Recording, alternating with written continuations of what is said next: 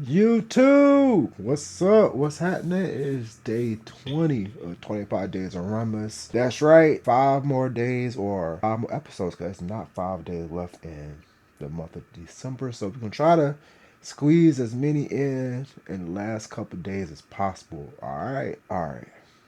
Well, we talked about training, various races, shoes, even recovery. So let's talk about the goo that's in your pocket. We're going to talk about energy gels and nutrition. So, what is an energy gel? It is a highly concentrated source of simple carbohydrates designed to give your muscles and your brain a quick hit of glucose. And why do we need them? Because our body can only store but so much energy, well, enough glycogen for about 90 to 120 minutes of hard running. Once that stored fuel is gone, your performance pretty much tanks off a cliff. Gels provide like a portable, like easy to digest way to top off those like fueling tanks while you're still on the move. And one of the biggest mistakes that beginners make, and I know I've made this mistake before, waiting until we're tired to eat.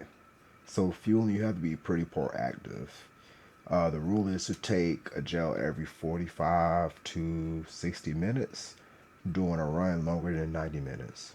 So for me, uh, I typically don't really carry gels or use gels unless I'm running something more than a 10K. Cause 10K for me, I'm around like 60 minutes, just over 60 minutes on my fastest 10K as of today. I carry one just in case, cause I do have like a gel that I use that has caffeine in it. So sometimes I take it before I actually run, like to wake up, get my body moving. But other than that, I don't really like prioritize energy gels unless it's something greater than a 10K. Um, Also, know your body. Yes, bare minimum, you want to take one every 45 to 60 minutes. I've started moving mine down to every like 3 miles or 30 minutes or so. I have friends who are much faster than me. They run through their energy gels, their energy stores much faster. So they're around like every 20 minutes. It like over time you will learn what's best for you. And again, like fueling should be proactive. Um, I know during my second half marathon when I did Governor's Cup in Columbia, South Carolina, so that was back in April. Uh, I did pretty well doing, I guess, fueling, but I did pretty horrible on the hydration side. So they both go hand in hand.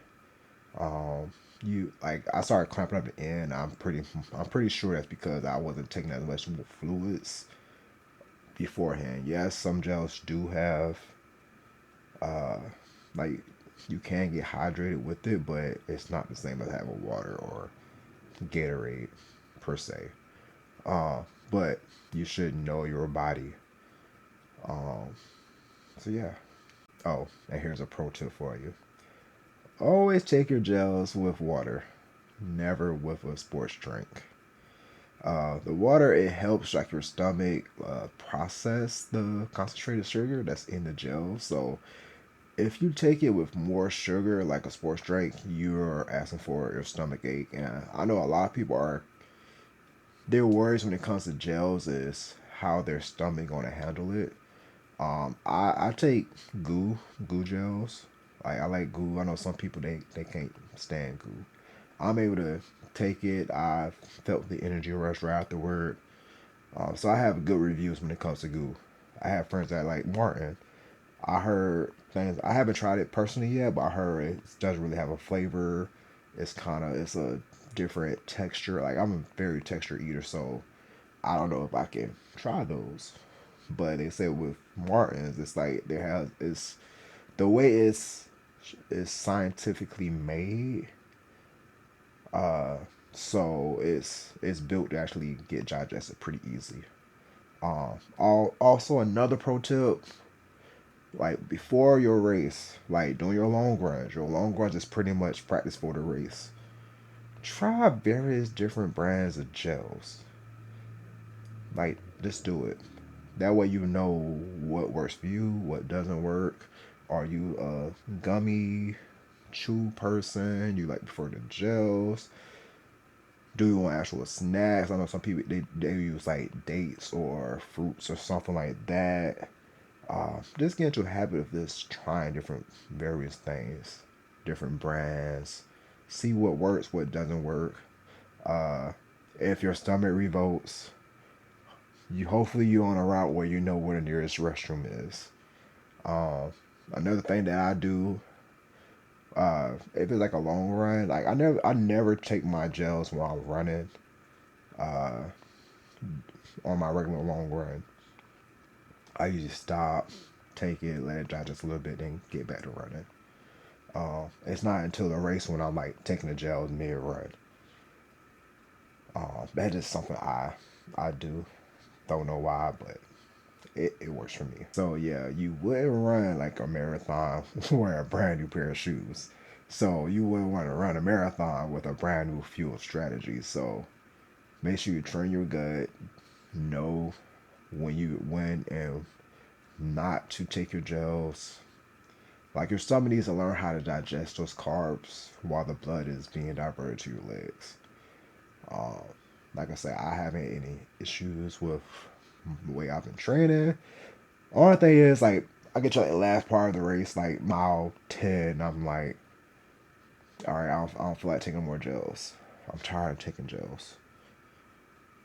But that is something I have to overcome. So if I ever start running something a little longer than like a half marathon, I have to practice taking gels that much more. Again, I'm gonna keep repeating this. Your long run is your dress rehearsal. So use that time, try different brands, different flavors, different textures. Let's see how your body reacts. And this goes back to what I was mentioning with when I was sharing my story about Governor's Cup half marathon. Nutrition isn't just sugar; it's also electrolytes. So like the sodium, potassium, magnesium, like those help the muscle like contract and prevent cramping. So if you're a salty sweater, which I am, I'm a very very very salty sweater. Like I need to keep like, for example, like salt tablets or drink like a higher sodium drink mix in addition to my gels. Actually, I like using I think it's called salt sticks. For some reason, I never have any handy when it's time for like my races. But actually, I use the feed and actually put those on my next subscription. So I should have a couple of those in my inventory starting next year. That's where I order my goo gels from. I have like any type of gels I want to try. I can just add it to my feed subscription so I can get them. Like I have like some honey packs I want to try too. So that's coming in my next subscription with the salt tabs. Um, Only reason I mentioned like the hydration electrolytes with Governor's Cup, it was a place where it was a smaller race in a smaller city. Granted, I think they had like a lot more runners that year.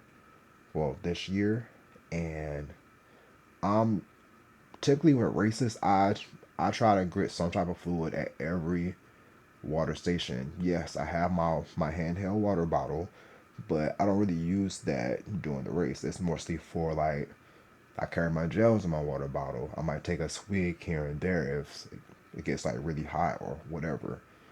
But during that race, I like the whole start of the race, like the first couple water stations, there was no more water or Gatorade. There was like nothing, which is it's always terrible because water station is like you pay for that when you pay for the race. Not sure if because of volunteers or too many people rushed at the same time, but the water station at the front half of that race was very slim. So by the time I got to I think around mile 8, I think that's when I started like having my cramping, but then it starts like it got worse around like mile 10 or 11. Um, so that's one reason I know I'm like, all right, I need to start having like salt tablets or something on top of having the energy gels, just so I can make sure I'm staying on top of my hydration. Because if it's a hot day, I'm sweating a lot. You will see the salts in my sweat, and it makes for a bad race. I most likely would have had. It was a very rough course, but I most likely would have PR'd that course. I was running with Lumi, and we were definitely peaking. Like even with me walking and cramping up the whole like back end of the race, like I was behind my PR for like maybe about 4 minutes.